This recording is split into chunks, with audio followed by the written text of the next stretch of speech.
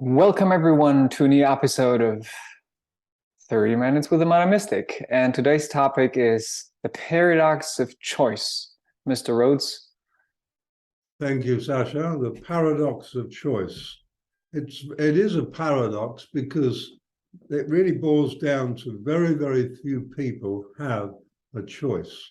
And when we think we're choosing, we're not choosing, we're following an old pattern of behavior. You've got to remember, I'm talking over the framework of a holistic framework of many, many incarnations. And so we sort of think every time we're born that we're a new person, and we might be a new body, but we're not new as regards to our habits. We're not new as regards to all the continuity of our mental and emotional junk. Nothing like that is new at all. That all continues. And so what choice do we have? A joke. And so we have to continue with this. But we think we're making choices. You know, we go to the ballot box for presidents and all that sort of thing. We've always, when we go there, in America anyway, there's a prejudice. Or when we're voting in Australia, you have a prejudice for or against. That is not a freedom of choice. The freedom of choice comes in the moment. And let's say, for instance, you grow up in a Buddhist family. Now, all your choices are going to be Buddhist choices, or you hated it and they're anti-Buddhist choices. You know, when we get a lot of rebellious youth today, we've always had rebellious youth. I was a rebellious youth. And you're still rebellious. I don't know about that. But I had a long period in my life of rebellious, and I went from rebellious to reluctant. So that wasn't a hell of a really big. Did you have a choice, though? But the point is, in all this, rebellion, people who rebel generally follow a whole set of choices that label them as rebellious. You can sort of see, you know, their hair might be red, white, and green, and there's nothing really new in that. How many choices do you have? There's only so many colors, and particularly ones you can dye your hair. You go to a clothing shop, you have choices. I call those little choices. Yep. But the real choices are the ones that you have to be conscious to make. Like you've been raised a Catholic and you look at the world, and for you, Catholicism doesn't fit in, or whatever religion, it doesn't fit in. I was Church of England, and one day I asked the vicar, and I was really serious, I was about 12 years old, and I asked the vicar of the local church, Mr. Young, I said, Mr. Young, can you tell me which side of the moon is heaven? Because I was a bit concerned about this. I could see the moon, but I couldn't see heaven, and had somebody moved it aside because I wanted it to be there. And he tried to hit me around the head, and I sort of a bit surprised by that. But finally, I figured out he didn't know either, and that was a bit disillusioning. And I remember a time when they kicked a tramp out of a tramp. Nicely called a milestone inspector in England. But a tramp was a man who was literally no money and would just go from one town to another, basically begging or hoping to get a job. And so they were tramping along. So they were called tramps. Today they're called homeless and all that. But itinerants, I don't know what they call them. But anyway, this tramp was kicked out of church, and I was about 15. Probably not that. I'd quit before that. But I saw this, and it really shocked me that this man had come to church and he was kicked out. He was a tramp. He looked like a tramp, but that didn't strike right. So there are many reasons, and so I began to change my choices rather than just follow my parents. And I think for many people who are now on their spiritual path, they have made choices that have broken them away from the factor of choiceless choices. In other words, maybe if you like to, let's maybe look at that peculiar moment when you step out of the place where you're making choices out of a having no choice space into making those seemingly maybe tiny choices that lead you away from that trodden path of your predestined thing. When you hit that moment, you don't realize that you've never really had choices, that you've been following your old program. And the same choices have been following you for many incarnations. You don't realize it, but it is an interesting place. I agree with you. What would you say is it that causes this to occur? It's like they're like cracks. Like metaphorically, I would say it's a glass beginning to have cracks in it, and suddenly there's some light coming through. It's a good metaphor. You know, somebody's accidentally wiped their sleeve over the dirty window, and you happen to look out, and oh my God, there's something else out there. But no, there are many, let's say what we could call accidents, but those accidents are purposes on opportunities that come along. Like, you know, we're in a time now where we have the global elite attempting to enslave humanity.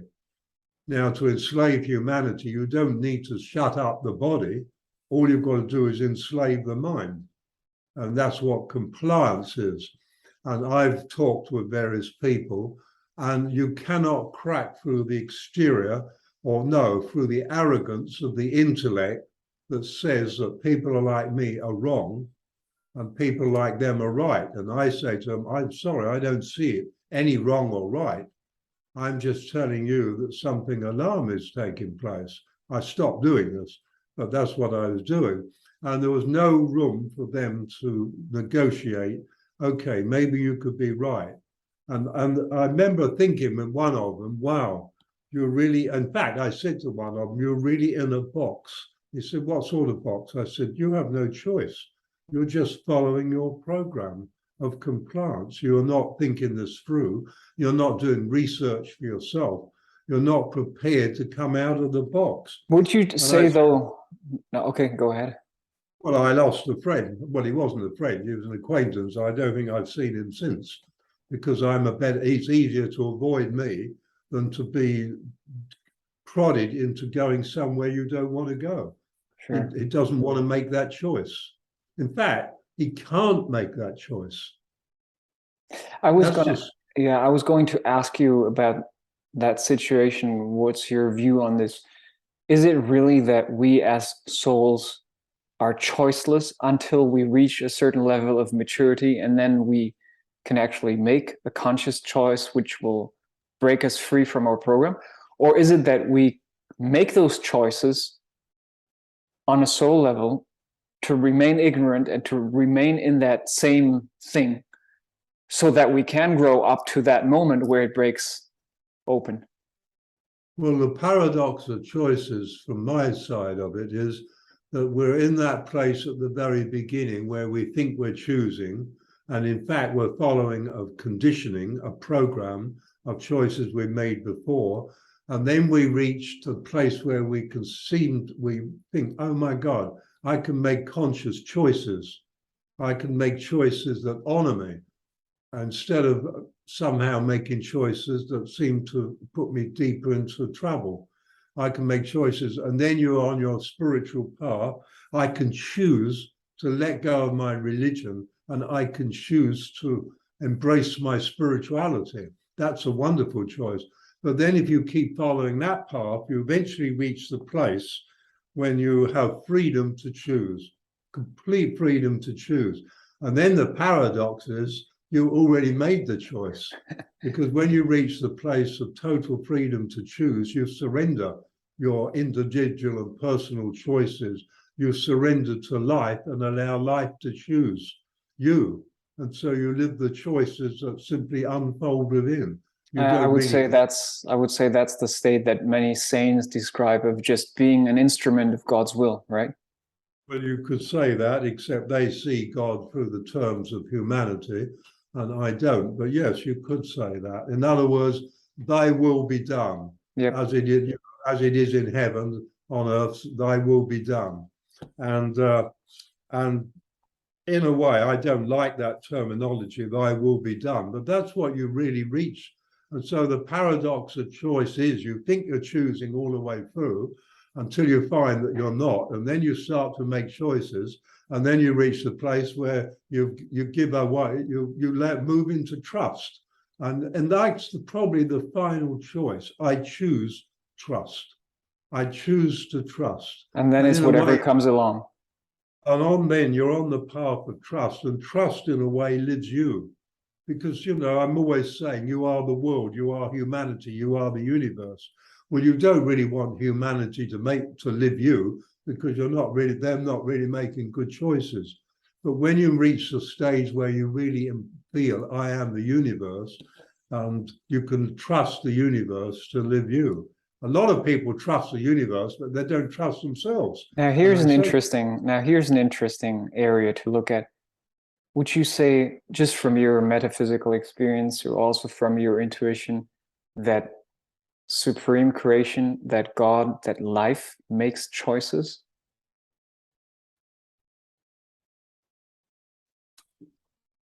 That God as life makes choices.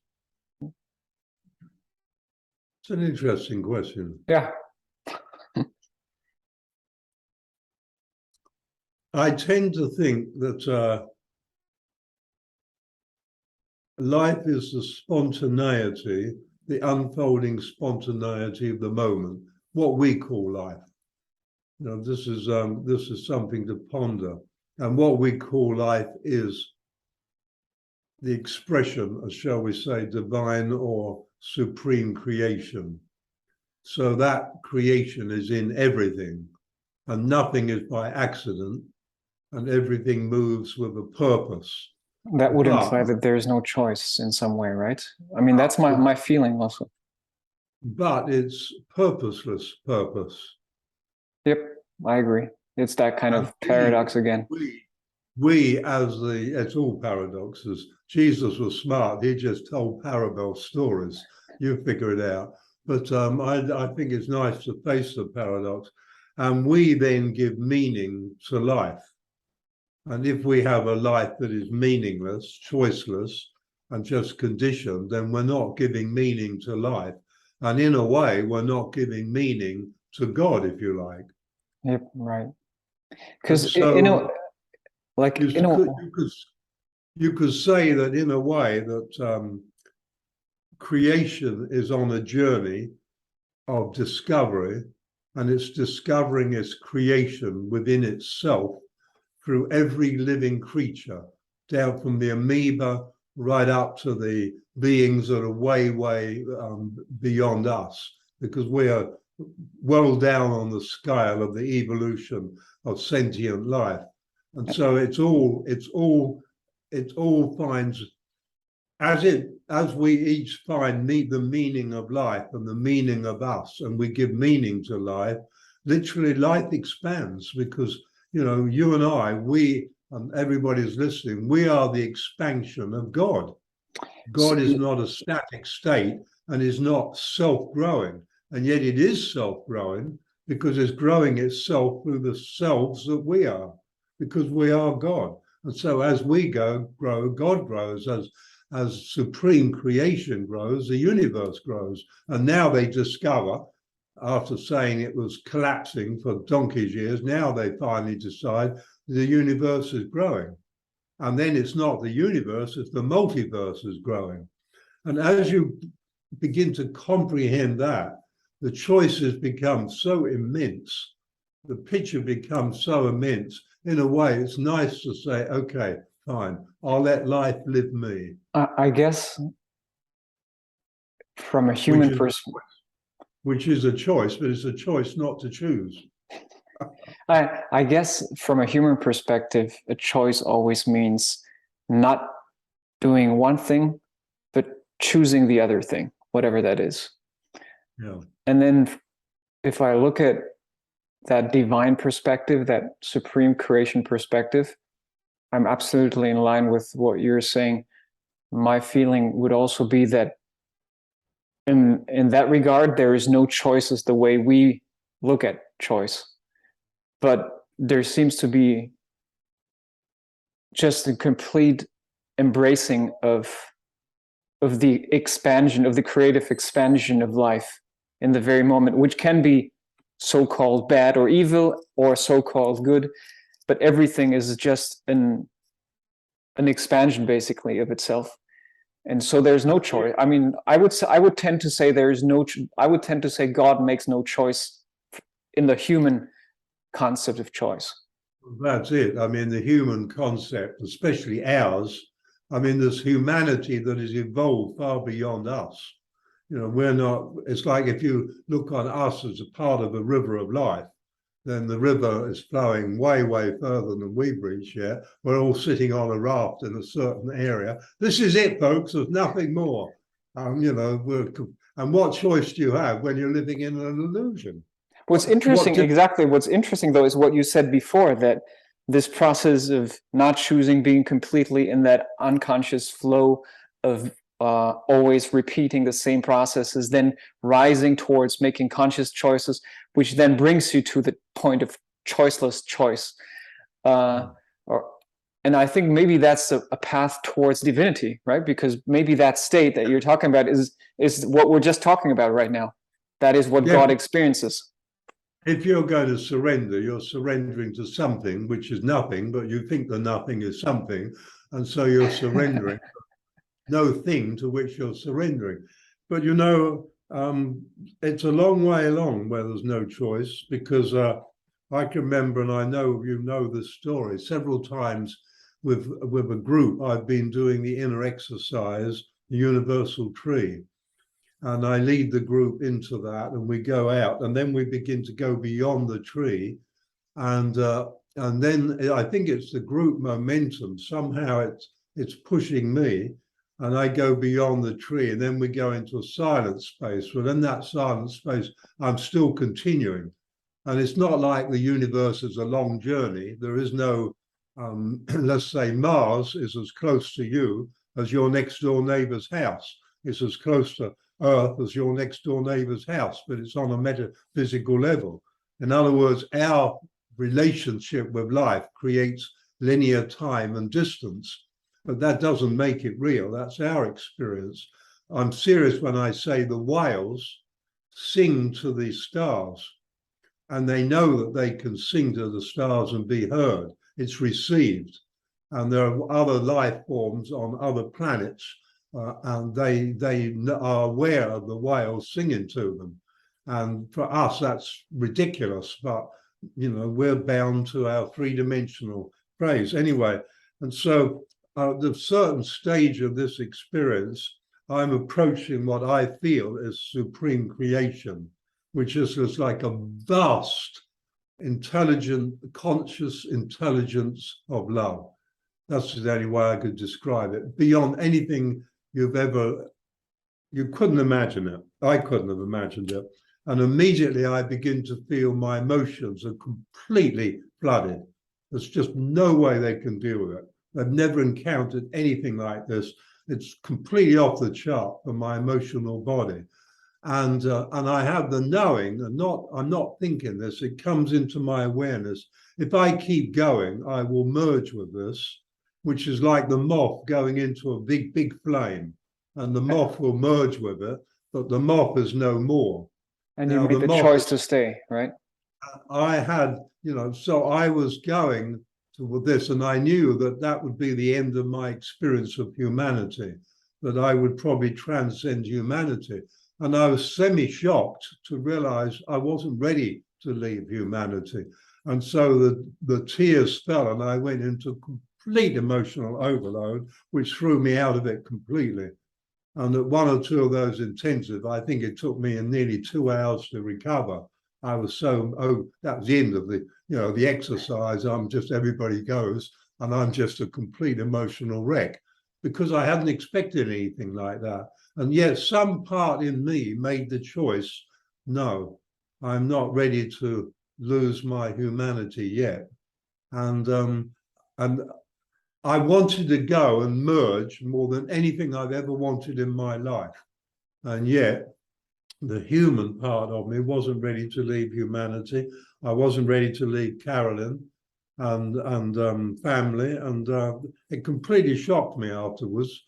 There was nothing to think about. It was just the emotions made the choice, and the emotions weren't ready to go. Had I no emotions, it would have happened. But humans, I've learned in my travels, have probably the most powerful emotions of any beings I've ever met. I've never met any with the power of our emotions. Our emotional body is by far our strongest body. And so when the emotions come in, they make choices. And you think choices are mental.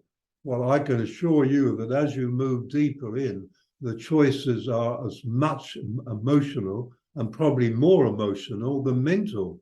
And we like, okay, you're buying a suit, and what color will you have? Well, you think that's a mental choice, and it probably is, but then you'll find you have emotional attachments through many incarnations to certain colors of flowers and clothes, and you just go with it. But you never know that you didn't make a choice, you just followed your emotional path. And so when you put the mental body, the emotional body, and into making, and then the spiritual body into making choices, it gets to be a complete conglomeration of stickiness, and you sort of stand back one day and think, what happened? So Did I make maybe we can say, maybe it's fair to say that while we go through the human experience, while we are part of a human evolutionary state, choice is part of our process. And that ends the moment probably that we become one with supreme creation and we transcend humanity, and then choice is no longer part of that thing? I think then the evolution of consciousness takes over completely, and you just move into the pattern and to the expression that fits you perfectly, which is what's taking place now. This is really what's taking place. I'm getting more and more, I'm doing a lot of metaphysical traveling these days now, and I'm sort of getting a much deeper connection with what's going on. And it's fascinating. I won't go into it now, but it's really, really interesting. I mean, we've approached this because we removed our choices. You know, we, as an immortal species, we can't choose death or the end. I mean, we can choose to kill our body, but that's not death or the end because it doesn't exist. So that choice isn't there. The only choice we have is life, life and living. That's the only choice we have. And in fact, the way humanity is living now is against life and living. I mean, not everybody, of course, but the mass consciousness Maybe is 80%, maybe.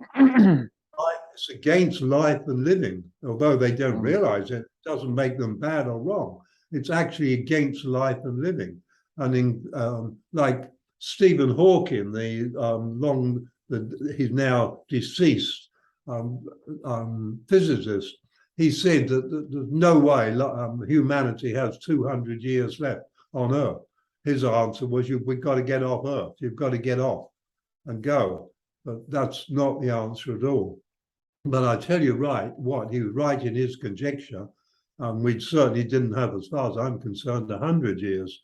So therefore, it's as though the evolution of life puts us through a process.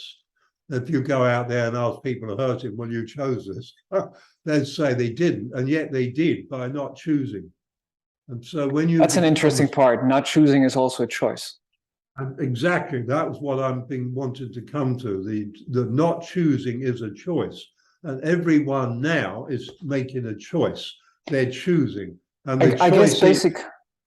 Go ahead. One of the choices available is moving into newness or more of the same. Now we are emotionally attached to more of the same to an incredible degree. And for most people, it's unbreakable. They're not ready to break that yet. But and I think others have moved deeper into their spirituality, and the spiritual choice is actually more powerful than the emotional one in the end. Because let me just say, as you develop spiritually, the emotional body develops with it. You know, we go to school and we learn to develop the mental, and a pretty rotten job we do of that. And university just about stuffs it up completely. And after that, we're compartmentalized and directionized, and the holistic view is gone. But on an emotional level, we don't grow through the intellect, we grow on other ways. And as you know in yourself, as you grow spiritually, you're growing emotionally, but you're also aware of growing emotionally while you grow spiritually. And so you put them together. We put them together because you can grow spiritually, like one very famous spiritual person with many thousands of followers. He grew spiritually enormously, but emotionally remained in a not a good place. Yeah, I think you can find that quite often, right, in spiritual teachers. But what I was going to say before was that I believe that our strong attachment to more of the same is because most of us don't really have any experience of what this other state could be like. Like, so you have something that feels kind of okay. You feel a little bit depressed, a little bit happy sometimes, and you'd rather choose that than the unknown. It's I mean, in a way, a young man I know grew up in a house and he loved the house and his family split, and eventually the house was up for sale. And on the day it was sold, he curled up in a fetal position in the middle of one of the rooms because emotionally he wasn't ready to leave the house. Emotionally, yeah. He was still a child in the house. And he left and he did very well. You know, and somebody I know quite well, but that stage of emotion, curled up in a fetal position, this is what humanity's done, clinging to more of the same with such an intensity. We've moved back to a fetal stage rather than an outgoing, opening up stage. We've closed down. You know, a percentage has closed down. And that percentage then creates a lower consciousness and has to follow a lower consciousness path. Not worse or bad or wrong, but simply a lower level of consciousness. But then there's the percentage that shows a higher consciousness and have lived it. And so the timeline, as we call it, which is the streams of consciousness, has split. And we're all now, the choice we're living is which one we move into. That's what's going on. It's unprecedented. It's never happened in this way ever with such numbers. It's unprecedented. We've had to make the choices before, but they were choiceless then. And so now the people who, the percentage that don't choose, that's their choice. Their choice is to not choose self in a higher level or higher expression. I agree. Even though we're running kind of out of time, I want to touch on one more thing. I believe that there is a very important relation between trust, we've spoken about a little bit, and choices. And my feeling is that as long as you don't experience trust, you will always not be having a choice, a real choice. You got it. I mean, that's how I feel about it. And then when the moment that you really experience trust, then it's almost like you don't need to make a choice because you just trust. But then the choices you make will be based on that conscious intuition based on your trust. Yeah. I mean, in fact, the many don't experience trust because there's only one thing you can trust, and that's self, because you are the world. And so how many people trust themselves? It's a tiny minority. It's a very small minority, even people on the spiritual path. You know, I trust the universe. You know, I so laugh at that phrase. And you know, they are the universe. They have no idea. And so trust almost as the precursor to choice. And when you trust, then you trust you can make choices because you're trusting yourself to make choices. Up until then, you ask your best friend to make them, and your best friend asks you to make them. And I think something important to add here, maybe until you reach that point, it's almost like every one of your decisions, every one of your choices will be based on fear, most likely. fear of losing this, fear of losing that, fear of this happening, fear of that happening. That's the number one choice on the planet today. You don't make fear chooses. Which Fear brings us chooses. back to maybe something that we always try to end in a way that we give people something that they can do, that they can improve on. And now we've actually boiled this whole choice thing down to trust versus fear again. It's trust versus fear, and fear is the dominant emotion on this planet today. Love is not an emotion. Love is the power of creation. So in the emotions, the negative emotion of fear is the number one, the most powerful emotion today. That is a complete reverse of what we want. So maybe you could elaborate a little bit on how people can embrace trust, create trust in their lives so that they can move towards a point where they can actually make conscious choices, where they actually have a choice. I would say that you have to embrace trust, yes. And most people have a relationship with themselves that is completely personal and rather negative. I'm always saying your relationship with yourself, with self, is your relationship with life. So once again, I'll say that if you see self as a magnificent, metaphysical, multidimensional, immortal, eternal being of love, the power of creation, which is powerful, and light, the illumination of eternity, that is you, and that surely you can trust. This is not personality. This is beyond even the soul. This is the being you actually are. And if you can trust that, which is you, then you're trusting the universe, and then you can make choices based in this trust for yourself, and realizing that you are immortal anyway, and what choice can ever go wrong? All it will do, if it's not a good choice, is point you in the direction of a better choice.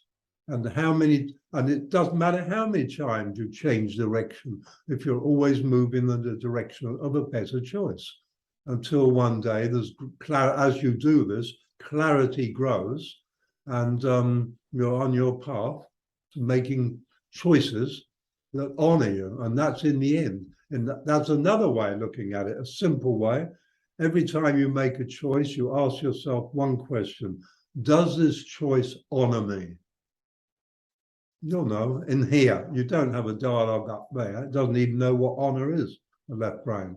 You know in your heart instantly. And if it doesn't honor you, wrong choice.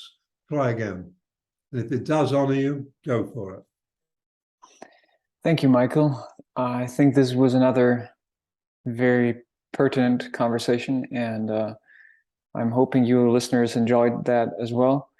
And if you find this conversation interesting and useful, share it with your friends, with your loved ones. Click the thumbs up button, subscribe to the channel. Under here, you can find all the links to Michael's profiles. And thank you so much for being part of this. See you in the next episode. Thank you very much. Thank you, Sascha. Thank you, people.